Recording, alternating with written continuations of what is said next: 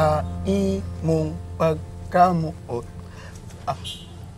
Ako ay nabubuhay sa imong pagkamuot. Magliwanag.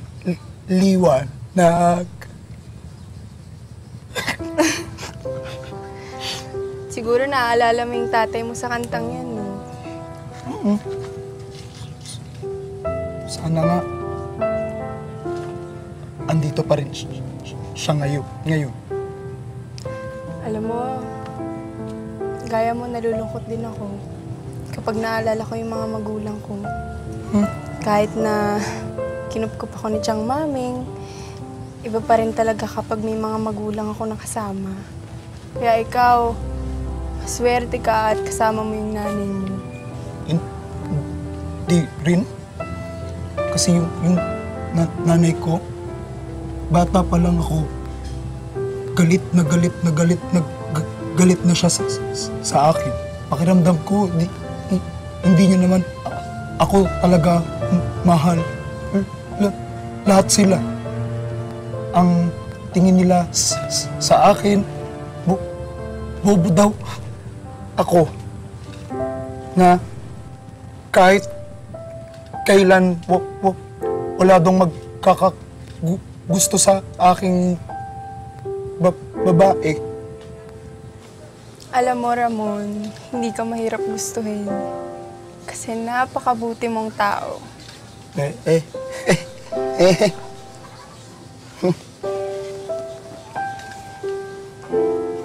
Kaya para sa akin, okay ka.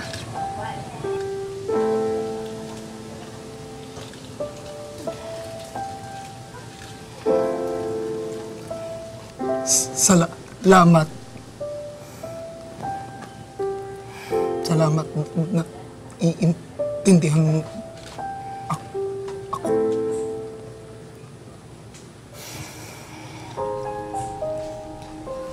Okay lang din ba sa'yo kung ako yung unang magsasabi na mahal kita, Ramon?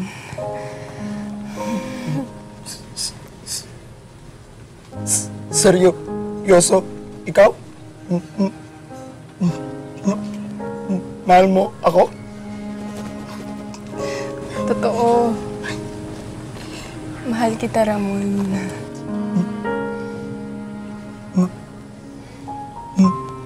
Mahal din kita, Mia.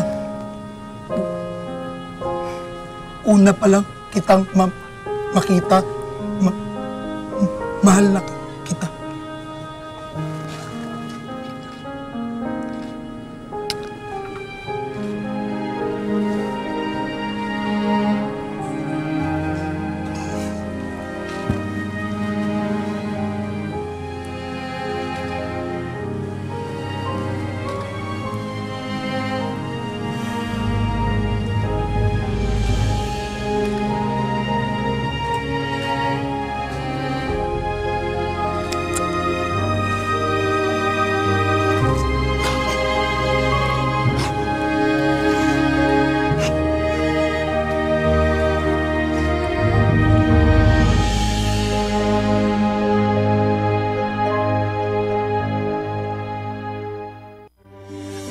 Magpakailanman hindi magbabago.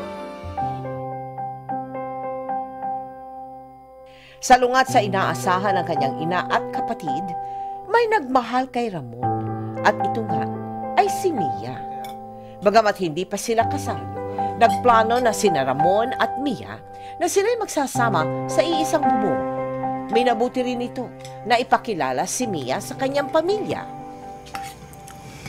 Nay? Oh, Ramon! Bakit ngayon ka lang? Bibira naman, oh. Kanina pa gutom tong nanay, eh. Mabuti na lang umuwi ako. Kaya, ito mo. Dito pa kumain sa amin. Ramon, sino yung asawa mo?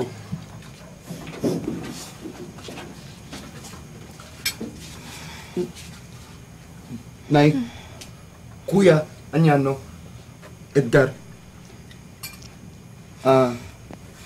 Kasi, si Mia po, magsasama na po kami, Nay.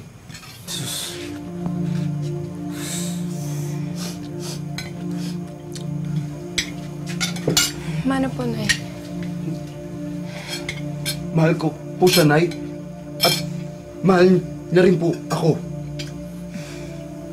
Nakino. Kalahin mo yung nakadenggoy pa si Manoy.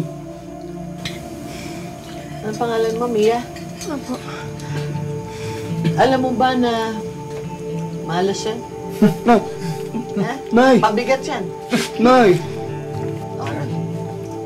Hindi ko totoo. Nay! Tama na, Nay. Nay, iiya ako kay Mia, Nay. Hindi ko kayo pakikialaman, ha? Pero kailangan uunahin nyo ang pangangailangan ko dahil ako ang ina. Naiintindihan nyo ba yon? Ha? Opo, Nay. Opo. Gagawin ko po lahat.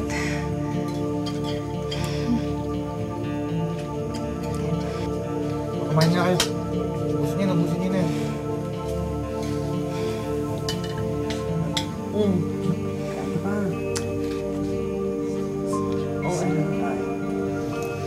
Salamat, Nay. Oo na. Alam ko na yan. Tinanggap ni Ramon at Mia ang hamon ni Nati.